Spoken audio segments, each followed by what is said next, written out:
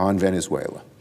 Yesterday, President Trump announced, quote, a total and complete, unquote, blockade of all sanctioned oil tankers entering and leaving Venezuela.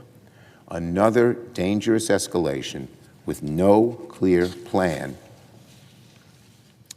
whatsoever. Donald Trump has offered precisely zero explanation, zero, to the American people for what he's trying to accomplish in the Caribbean. Most Senate Republicans, meanwhile, appear to have no interest in doing any congressional oversight in a serious way of the administration's military buildup. We've had no serious public congressional hearings on the threat of military conflict off the coast of Venezuela, no public testimony from defense officials on this issue.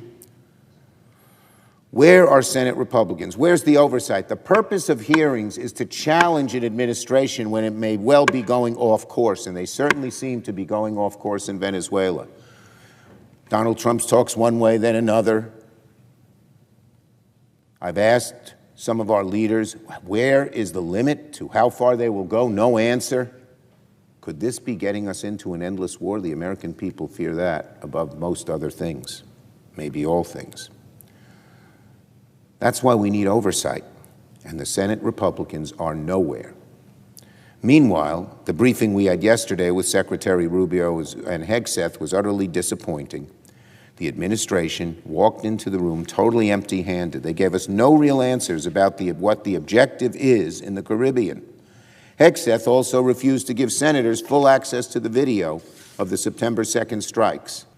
The same lack of transparency that's affecting the September 2nd video is affecting our whole policy in the Caribbean and with Venezuela. No oversight, no plan, no discussion with either the Senate, the House, or the American people. That's what leads to trouble, big trouble. Let's be very clear. Donald Trump does not have the authority to use military force to carry out his current plans in the Caribbean without authorization from Congress. If Trump acts without congressional authorization, the Senate stands ready with a bipartisan resolution led by Senator Kaine, myself, Senators Paul and Schiff, preventing the unauthorized use of force. Doesn't matter. Donald Trump keeps testing us to see just how much he can get away with, threatening now a land invasion in Venezuela and even seizing an oil tanker off its coast. Now, if this was solely about stopping drug traffickers, I don't think there'd be disagreement or objection here to a law enforcement-based approach to do exactly that. Of course, we want to stop drug trafficking, but the Trump administration seemingly can't decide if it wants to be crime fighters or warmongers. And they've decided to use the United States military to bomb their way through the Caribbean either way. And that's the larger point here. Donald Trump wants unchallenged use of the military to achieve his every whim and every grievance, even when it means violating our international norms, betraying our allies, and violating the Constitution. How is that going to make us any safer? If we can't be trusted in Europe, and if we're manufacturing conflicts in Central or South America, who would want to work with us in the future? And if the United States won't respect international law, why should we expect other countries to do so?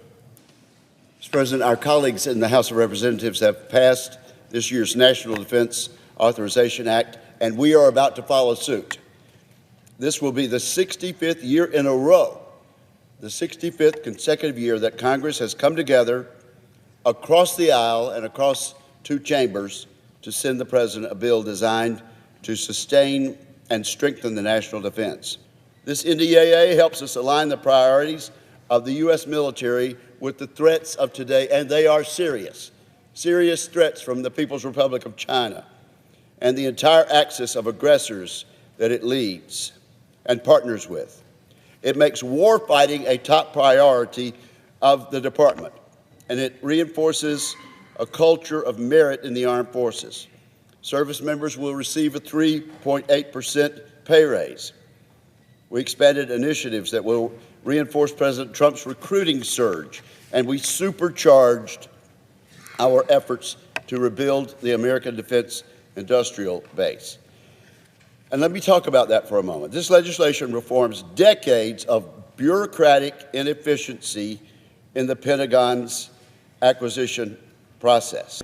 I thank them all, and I thank this House, and I thank this Senate and our friends in the House for coming together in a spirit of patriotism and comity to get this very important quantum leap in our defense accomplished. With that said, let's begin the vote and take the next step to rebuild America's national defense. The yeas are 77, the nays are 20. The motion to concur in the House amendment to S.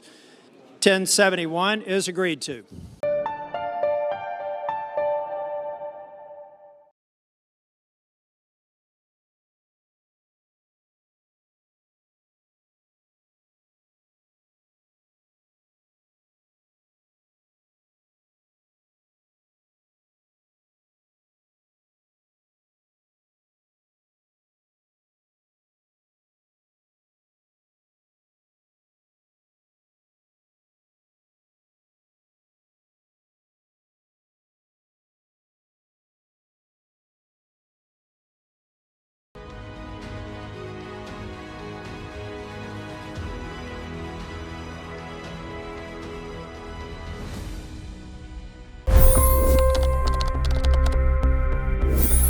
$25 crore गरीब गरीबी को परास्त करके बाहर निकले। For the good of our nation, let's work together and let's truly make America great again.